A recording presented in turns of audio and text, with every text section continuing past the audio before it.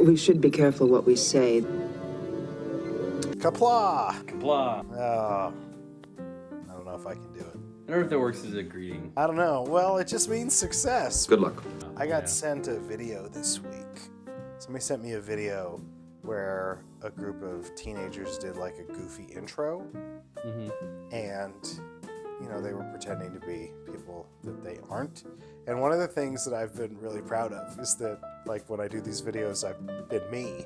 Yeah. And so to have a sign on is almost antithetical to, like, me being me. Yeah, well, you just need like a simple greeting, like, I'm Rodney Donahue, this is my friend Jacob Cates that I'm recording with today. Hi, I'm Jacob Cates, and this is my friend Rodney Donahue. Yep. And we're going to talk to you today about a great episode of Star Trek The Next Generation called Conundrum. I feel as though I've been handed a weapon, sent into a room, and told to shoot a stranger. Before we talk about Conundrum, I want to talk about Conundrum's place. Okay. Like In the Pantheon? in the list of episodes of Star Trek The Next Generation. Yes. Because I wrote down 8 episode titles. And I want you to listen to these titles, okay? Whether you know what they are or not, it's fine. Okay. And I can tell you a little bit about what they are. Yeah, I might need that refresh. So there's I want to start a couple episodes before with Violations. Okay, we talked about this a little bit. And that's where Riker and Troy and Crusher all get put in comas by a guy with telepathic powers. The Masterpiece Society, where the Enterprise has to go and save the genetically engineered colony. Yes. Engineered? Genetically engineered. Our ancestors came from Earth to create a perfect society. Conundrum, which we watched and we're going to talk about. Power Play, Yeah. where I ghosts love this one. That's like, ghosts have a hostage situation in 10 Forward. I'm supposed to be feeding the baby lunch. Molly gets in a terribly foul mood if I'm late. Ethics.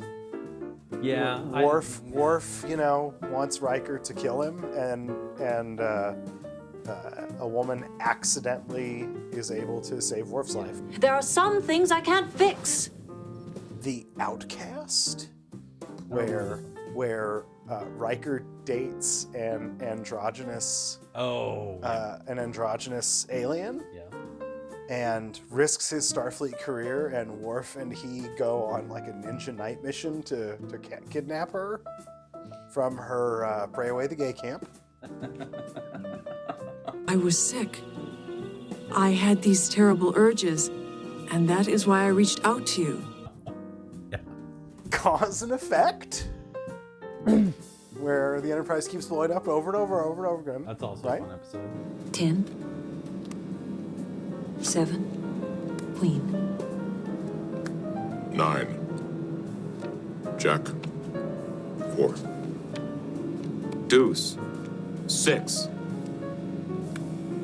And The First Duty, where Wesley lies about Josh Albert's death, Right. and there's a trial and no evidence, and so everybody gets off scot-free, but then Wesley tells the truth and ruins everybody's lives.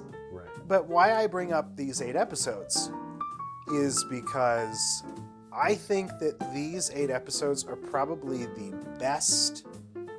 I think this is probably Conundrum, Power Play. This is part of a run of probably the 8 best episodes in a row Yeah.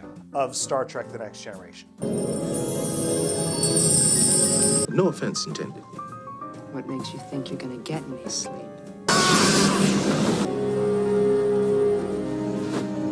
I will go with you.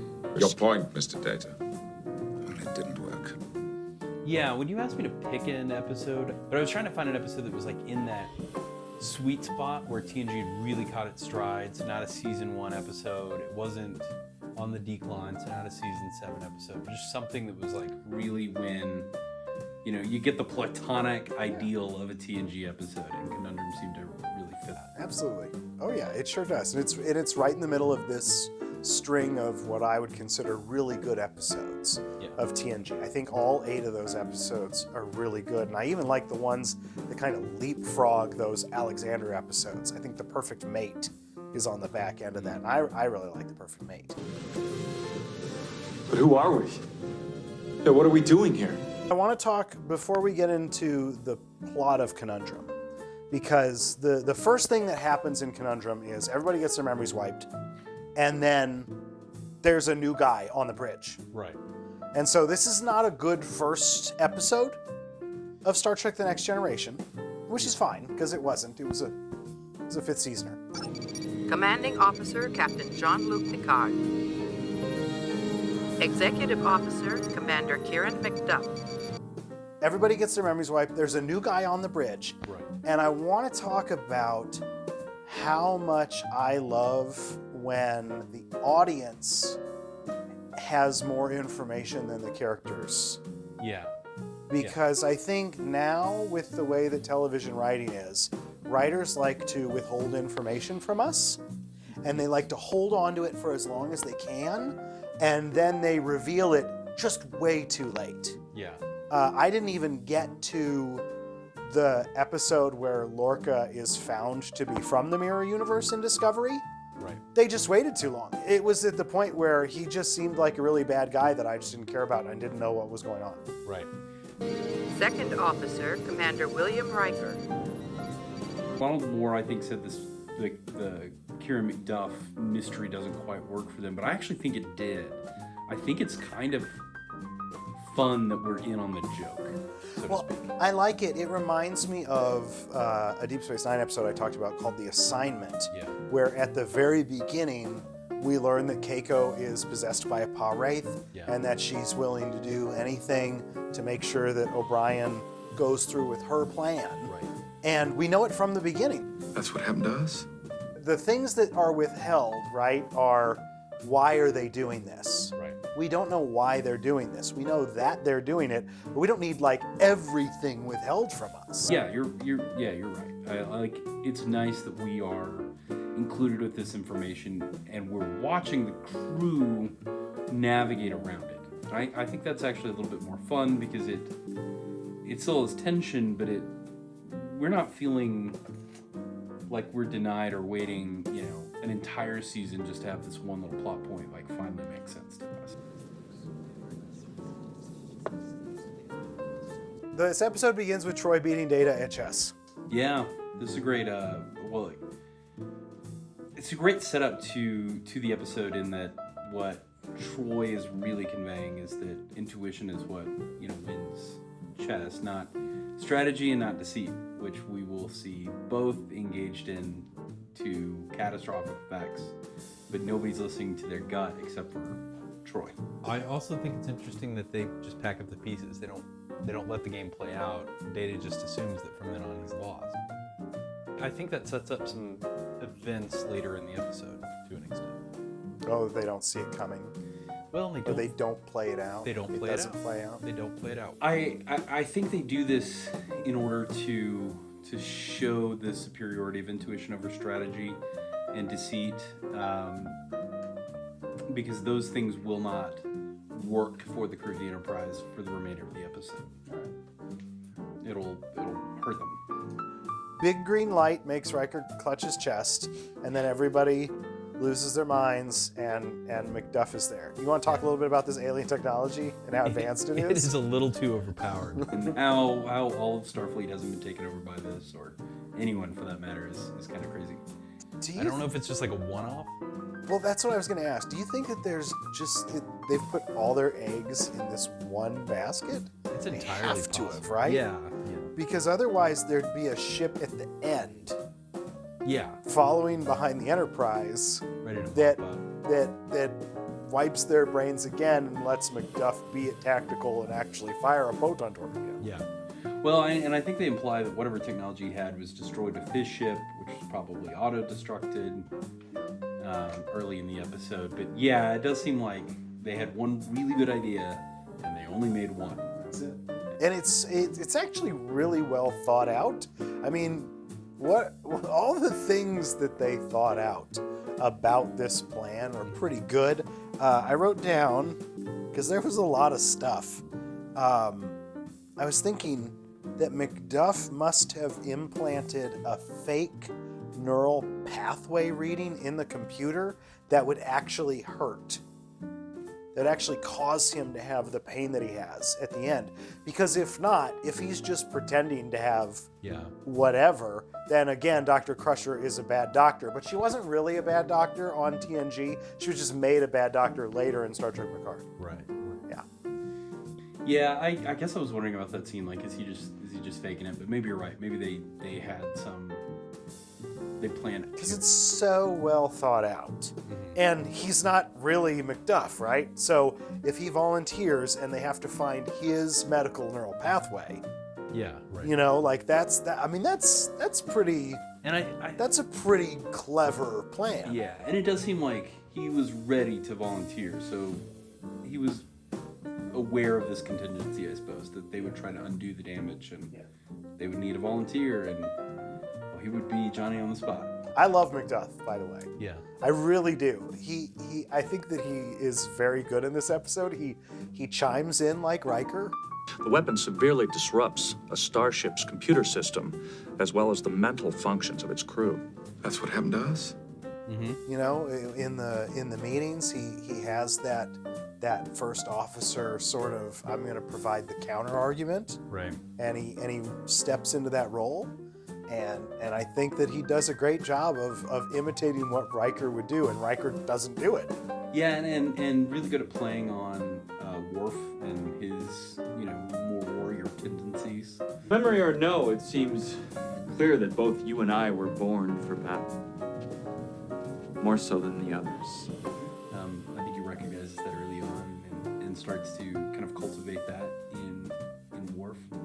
I do wish we saw him maybe interact with and try to manipulate more of the individual crew members if there was a little bit of time for that, but there may not have been. Yeah, do you remember A Matter of Time where the guy from Honey, I Shrunk the Kids is like a 22nd century time traveler and he steals, he's like stealing stuff and he keeps trying to get... That's what you go to? Wait. The guy from Honey, I Shrunk... Matt Frewer. That's where you go to for him? Is that the only thing he's in? Surely he's in other stuff, right? I'm sure he is. I mean, the other thing I know that he's in is Star Trek The Next Generation. Maybe that's right. Maybe that's all he's in. Why should you care whether I trust you or not? We're birds of a feather. We're colleagues. This episode, right, where he's stealing all this stuff from the crew members. Yeah. He keeps trying to get Troy to like him, right? Yeah. Like he's really trying to get her to be on his side because if she believes him, this empath, if she believes him, then everything will be fine. Right. But you don't trust me. You should, Should I? Picard's empath won't trust you. That's what they all said. Picard's empath. But we don't get that sort of moment. Yeah. She's never like, wow, I can feel something from you. I mean, there's a moment where Ro comes in and she's obviously jealous. Yeah. And Troy just leaves. She gets out of there so that Ro doesn't blow her top. Yeah. But she never is like, this guy is a total liar. Right. Well, and or I can't read him. Yeah. I can read all these other people, but it does actually seem like her empath powers are kind of played down. Like maybe she doesn't. And maybe she was affected by it a bit, and that's why she doesn't know why she's feeling what she's feeling. The only thing she's getting is from Riker. That may explain some of the familiar feelings we have. But also, I really do think if you did that, if you spent a lot of time with Macduff trying to manipulate Troy or trying to manipulate LaForge or Data or somebody like that, you probably would not have time for what I think is hilariously awkward, the Troy, Riker love triangle, which I think is just funny, and that landing at the end is... It provides a nice balance to the episode. Yeah. It gives just the right amount of levity. Laren is being a bit of a thirst trap for Riker, and so we do get to see that, which is a fun side of Michelle Forbes. You don't really get to see in the other Laren episode, she's always very serious. I don't think she's very playful very often. Hi. I wanted to talk a little bit about Ensign Rowe. Let's go. You know, she comes in at the beginning of season 5, and she's there for almost all of season 5. As far as I'm concerned, you and I have shared something that we will treasure forever. She's kind of the anti-Wesley. And I found a better way. They bring her in to take over that position. Wesley's left. Yeah. They want a character to go in there. You know, early on they had Worf and Geordi were kind of those guys who could jump into that front seat. And she's very much the anti-Wesley, because Wesley's like, I want to please everybody. I want to make sure that, you know, I do everything the right way because I'm Wesley Crusher. I want to live up to Picard's standards. And then we get Ro, who starts this episode by completely ignoring Riker's authority. If I had to come to you in advance and ask you to do it my way, I might have said No. yes, maybe. The point is I didn't get the chance. I've never thought of Ro as the anti-Wesley, but now that you say it, I think that's I hadn't That's either. right. I just thought of it while we were watching this. interesting, yeah. You know, because we had 4 seasons of them with Boy Wonder at the front, and then they get, you know, the prison, the ex-con That's who, right, yeah. who cost people their lives in an away mission, Yeah. and she's just sort of brought in. She's more troubled than Wesley in a way, but I like Ro better. I think she's a more entertaining character. Yeah. I hope I'm not interrupting. No. You brought up the love triangle, and I think, too, what I'd really, really like, if they were going to bring back Riker and Troy as a thing, this would have been a good episode to do it in. Yeah. Because just 2 episodes prior, they had violations, and there was clearly a moment where they kind of fool around a little bit. There was that Menage a Troy episode where they beam down to the planet and they kind of share a kiss. You know, just it's what we do. We have vacation, and because we're on vacation and we're away from the Enterprise, we can sort of get together. This would have been a good episode to do that if they wanted to do that. Now, they didn't do it until Insurrection. Yeah, But there's a lot of will they, won't they. well, because they I think they wanted to, because they brought back Thomas Riker, because that was Will Riker, Right. just Will Riker with feelings for Troy. Yeah. And so this would have been a good time to do that if they wanted to do that. Why do you think they didn't? They want to draw it out longer? They realized, you know, before I don't know. You don't like they would get the they wouldn't have because called at it this but- point when you're making this episode, Gene Roddenberry is dead now. To Will, all my love, Deanna. That may explain some of the familiar feelings we have. I don't know why they waited so long. I mean, Riker clearly displays feelings in all good things even 25 years later. He's mad at Worf. Yeah. So, I don't know. I mean, and this is one of those episodes where, like, they have that connection and they explain that connection. I do want to, you know, kind of talk about the fact that Riker realizes there's something between him and Troy and still has sex with Ro. Yes. What the heck is he thinking? Like, well, this is where you get, like, hyper-Riker. What else has your research uncovered about William Riker? He's athletically inclined, loves to climb mountains. He's from somewhere called Alaska. yeah, hyper-Riker. Hyper-Riker with no consequences. He's not thinking with his brain just or his doing strategy. what the writers think Riker would do with a hall pass. Yeah. It is a little bit of an embarrassing kind of take for Riker, I suppose. Please, sit down. That ending, it's played as though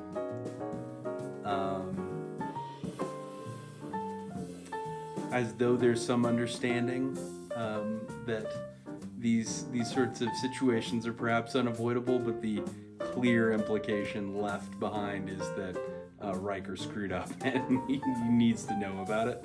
And I think they play that really well with little subtle bits of dialogue and some subtle facial expressions from Rey Desertus. The way this episode's set up allows characters to kind of play in ways they wouldn't normally, I think is what makes this so enjoyable. It gives the actors a little bit of freedom to play around a bit. But Conundrum, like it. It's a good episode. 1 through 10, 10 being the highest. What number would you give Conundrum? I'd give it 7.3. I'd give it an 8. I think I'd give it an 8. You give it an 8, full 8? I think so. Okay. I think so. Yeah, I can see that. I could live with that. I'm not sure I'd give it a full 8, but I would probably not be far behind. This has been Rodney Donahue and Jacob Case. Conundrum. All right. Kapla.